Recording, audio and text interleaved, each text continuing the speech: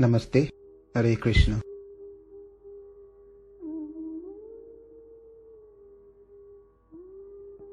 Sarvadharman parityajya mamekam sharanam vraja aham tva sarva papebhya mokshayishyami ma suchaha. The key message of Bhagavad Gita is said in this sloka, which is part of 18th chapter. Abandon all varieties of religion and just surrender unto me.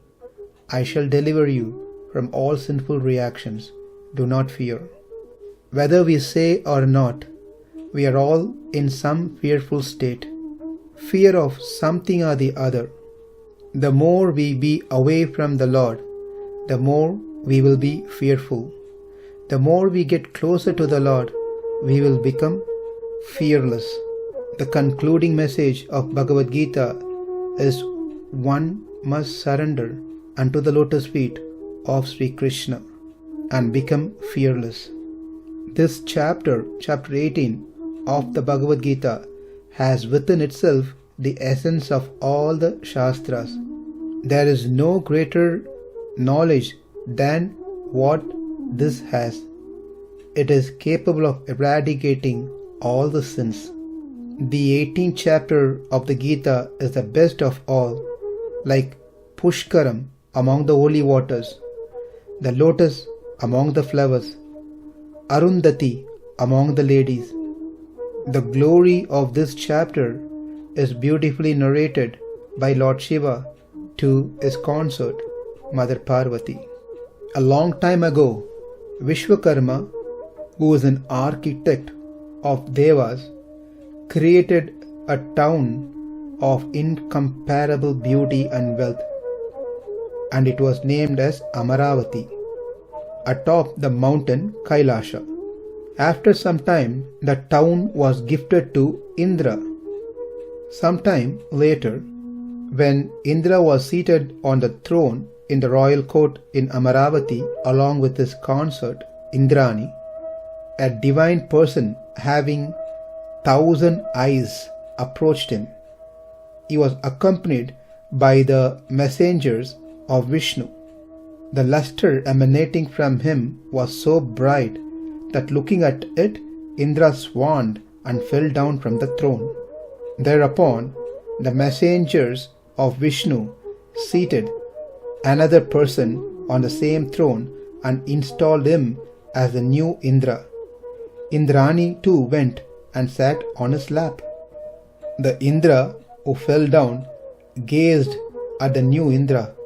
Wonder-struck, he thought, a person can attain this office, this position, only by performing 1,000 Ashwamedha Yagas. This newcomer has not done any type of meritorious act. He has not undertaken any one of the meritorious deeds such as constructing lakes and tanks, planting trees, giving things away in charity, pilgrimage to sacred places, etc. Nevertheless, he is appointed to this office. It must have been the result of some act of merit. I have to find it out. Indra journeyed to the milky ocean to pray to the Lord, who was reclining on Anantasesha there. The Lord was in Yoga Nidra, appearing as if he was asleep. In a voice dripping with sorrow at the loss of his position, Indra glorified the Lord with many hymns.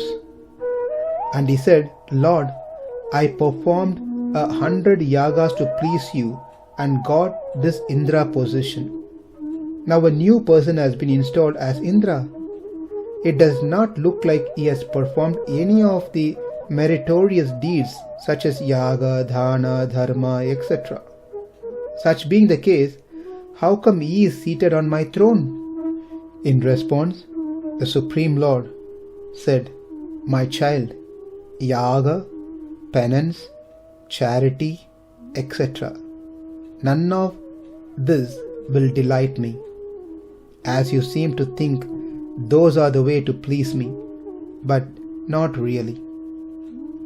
There is an act in the human world which gives me great satisfaction. When Indra heard this one, he was even more surprised by the response of the Lord, and he prayed, Lord, please instruct me regarding that act that this Brahmana did, which pleased you so much. The Lord replied, My child, you are unhappy at the loss of your position.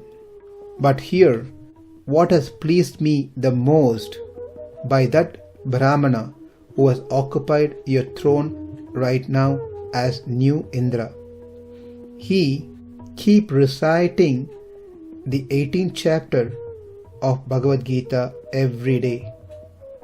Therefore, pleased with his action, I have given him your post. The ex-Indra immediately decided that he too should do so. Assuming the form of a Brahmana, he arrived at a village named Kalika on the banks of river Godavari. There he met a holy person who was engaged in the daily japa of the 18th chapter and became his disciple. And he too pursued the daily japa of 18th chapter with great devotion. The Lord was much pleased at this, and appearing before him, he offered to give back the post of Indra.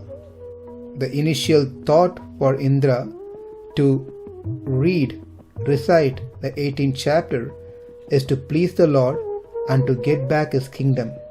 But when the Lord appeared before him to give back the post of Indra, Indra did some quick contemplation, thinking. He realized that the post of Indra is impermanent and that the duty of an intelligent person is to pray for the highest goal of life, not for perishable things, which includes heaven, the position as Indra as well.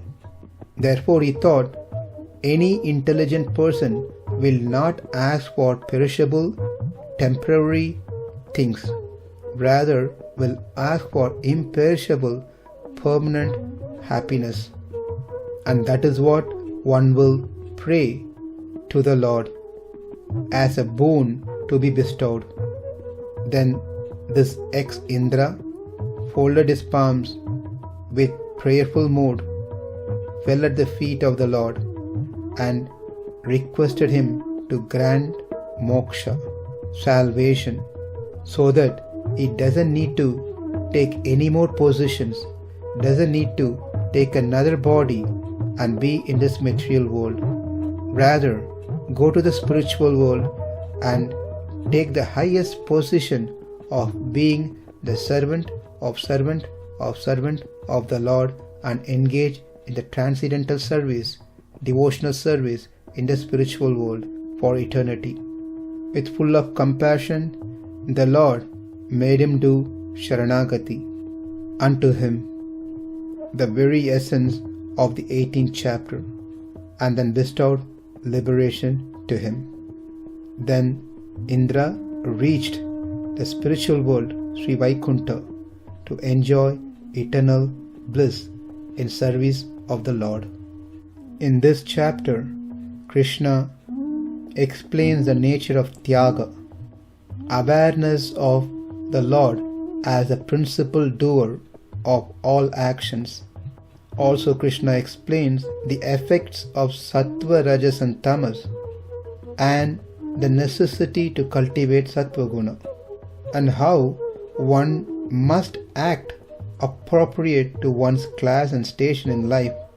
And finally, he concludes his instruction by giving the essence in the Charama Shloka that one must perform Sharanagati, surrender unto the Lord, in an helpless state, having no other means to save oneself other than the lotus feet of the Supreme Lord Sri Krishna, and seeking Him as the means to attain Him. Sarva dharman parityajya mamekam sharanam vraja ಅಹಂ ತ್ವಾ ಸರ್ವಪಾಪೇಭ್ಯಃ ಮೋಕ್ಷಯಿಷ್ಯಾಮಿ ಮಾ ಶುಚಃ. ಯತ್ರ ಯೋಗೇಶ್ವರ ಕೃಷ್ಣಃ ಯತ್ರ ಪಾರ್ಥೋ ಧನುರ್ಧರಃ ತತ್ರ ಶ್ರೀರ್ವಿಜಯೋ ಭೂತಿರ್ ಧ್ರುವಾ ನೀತಿರ್ ಮತಿರ್ಮಮ. ನಮಸ್ತೆ. ಹರೇ ಕೃಷ್ಣ.